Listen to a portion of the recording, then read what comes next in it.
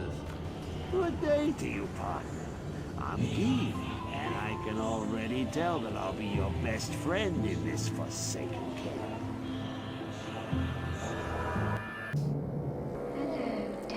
Hey guys, we Solo here, aka the Skeleton King. I just recorded this quick patch note read and it took me 11 minutes, so I'm gonna do it faster this time, because you guys expect the best, and I'm gonna give it to you. Oh yeah. Alright, I'm not wasting time. April 12th, it's starting. I honestly think that's as soon as it could have ever been. I'm really excited about the open beta and the closed beta March 30th. All right, hopefully I can do some stuff during closed beta. Hopefully me and Topwood can do something. Quickly, they're keeping some crafting crap. I think that's kind of cool. I don't have a problem with it. I think they should have more incentives for crafting. Again, crafting's broken, but so many players don't do it. Maybe this will help more players craft. And if worse comes to worse, it'll give more people things to trade to people who do craft, who usually become quite rich. So anything to help increase the fluidity of the Diablo 2 market, I'm all in on. They should have more ways for players to trade crap to somebody who will actually use it, just so that player can get the resources to buy what they need. Trust me, there's a reason economies have currency. It's a good thing. Next, it always misses bug. Melee hit checks simplified. This one actually affects summoners. Basically, your pets will more likely stay engaged and actually do real damage. I think it's going to be a bigger buff than you guys think to necro pets because they're so clunky. If they miss that swing, they're wasting 20 frames. They're basically wasting a whole second. And next, it always misses only affects really PvP players, a little bit of PvE, but it's a buff. If melee was viable in Diablo 2 LOD with this bug, imagine them without this bug. Again, they're not going to be better than a trap sin, but better. Next, hit delay. I made a video on this. Very cool. Now, there's two specific things about this. It's now per missile type, per caster. So what's the per caster thing means? That means if you have two wind druids in a group, Twister and Tornado are not going to be cucking each other. What does the per missile type mean? That means on that one druid, Twister and Tornado will not cuck each other. Twister cucks Twister, Tornado cucks Tornado. Now, I actually think that could be too good when it comes to innocence-based proccing builds like the one Schmitty used or my more pacifist version. But by too good, I don't mean it's going to break the game. But they do reference that some skills might be nerfed because, Tornado's got a 25 frame next hit delay. So without it, it's a pretty good ability. So they might tone the damage down a little bit because even though Tornado will cuck Tornado, with Twister not being cucked anymore, it could be that these skills become a little too good. I doubt it. I think they should let it ride. Maybe a little nerf, but let Wind Druid be broken for a season. What's the worst that could happen? They have a 0.5 second cooldown on their warp. They literally can't be that fast. So let them be broken. Then nerf them next season. But yeah, we don't even know if they're going to be broken. That's why. So let it happen. Reduce volume level of main music. That's actually a huge deal. This one is very cool, guys. Poison Dagger now has a spread mechanic, so it's basically like rabies, and the Poison Dagger cloud will be larger. Will this make Poison Dagger viable? I don't think so, and here's what I'm seeing in my head. Okay? By the way, it's going to be an amazing experience through hell. Poison Dagger was already a viable way to clear all the way to the end of hell. Now it's actually going to be competitive. Okay, with a hand up. Don't get too hot. Don't get too hot and bothered, guys. But in-game, this is what I see. You warp into the middle of a pack, Poison Dagger, warp to the next pack, Poison Dagger. That does sound good. Here's the problem. You need SCR, IAS, FHR, and then are you running block? Probably in-game you can't because you're just going to waste too much time blocking. So then if you're not running block, how are you going to survive all that damage? Bone armor, martyrdom. It's got to be tested, but don't get too excited. There's still the basic underlying reality that necromancers have terrible frames, and putting in one other frame breakpoint to be concerned about is very challenging on gear. Increased maximum sprite limit, very good.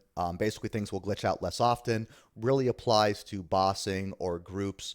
I mean, who hasn't been in a player A group and you don't know what's going on? It sucks. And you can die like that. That sucks too. Changes to bossing. I'll go over that with Topwood, especially when they actually list what the changes are going to be. Now. Don't get too excited. But here, Real John should get excited. Now golems don't have a cooldown in town. So you can go golem, go to Trav, kill him, refresh to new game. That's amazing. Okay, having a cooldown when summoning in town sucks. But now he doesn't even have to resummon in the next game. So Trav spam is going to be way better for a summoner. The only ones that don't carry over are Ravens or Revives, which is fair. Well, not for Ravens, because they kind of suck. But Revives is very fair. They're a very OP summon, so make people actually have to resummon them. I think that's actually a fairly natural balance to the skill. Valks are broken, but guess what? They will re-roll new armor. So you can't just sit. It would be insane, because you can actually make Valks just have Crushing Blow, huge, what am I trying to say? Huge ED. I forgot what the other good one was. Oh, Deadly Strike. Like, basically, if you can find them with gear with Deadly Strike, Crushing Blow, and a bunch of ED, and IAS, and faster run walk, like, it's just insane. It really is. So if you could actually just spam them until you got good ones, that'd be crazy. And then Iron Golem, we don't know. But let's come back to reality and think about how snapshotting works and what breaks it. Two things: leveling and entering a new game. Now, the only reason we know entering a new game breaks snapshot is because of how Iron Golem functions. Maybe this doesn't affect other summons, because this didn't exist in the game before. So it's a possibility that entering a new game will break your snapshot. Why am I bringing this up? Because during the stream, they said it's going to create a little file that saves their current information. So if it saves their current information, it sounds like it's snapshotting. But maybe this check when entering a new game will overwrite it. I don't know. What's the other thing that breaks snapshot? Leveling. The game creates a picture of most summons, except for doo-doo summons, which are very strange, like the bear and stuff.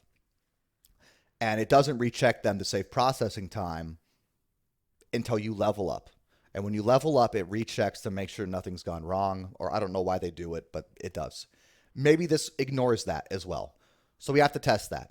And even if it doesn't keep snapshot between games, even if it doesn't keep snapshot between leveling, this is still a great quality of life thing. But here's the extreme version of this.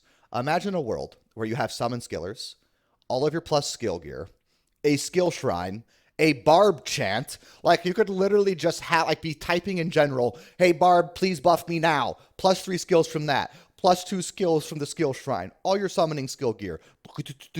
You get all your summons. And then, like, we even swap to 4% fire LCs. Do some fire golems. Okay, you have your auras up. You've got a paladin with resist fire. Oh god, I'm freaking out. Oh, my brain hurts. You could have a paladin with resist fire, and then a paladin with salvation aura, and then fire golems, and then, like, everything is buffed to the max. And, like, does it save that? I don't think so. Now, does it save everything but the auras? Possibly. But we'll see. Because that would be ludicrous. And then you could just take all of that out and just have, other faster run walk charms. Fucking max life all res. I don't know. I don't know what you would do. Just MF charms. Why not? Okay, Uber Tristram. It's just been fixed a little bit, and I'm not taking credit for it. I did make a video on the house cheese. People have known about this for a while. Does this mean Destiny Revive is no longer one of the safest ways? No, it's going to be the fastest solo Uber kill out there. As you can see from my video, there is one example where Bale is here, the house is here, and I'm over here. So I'm not even in the house, and it's still fairly effective.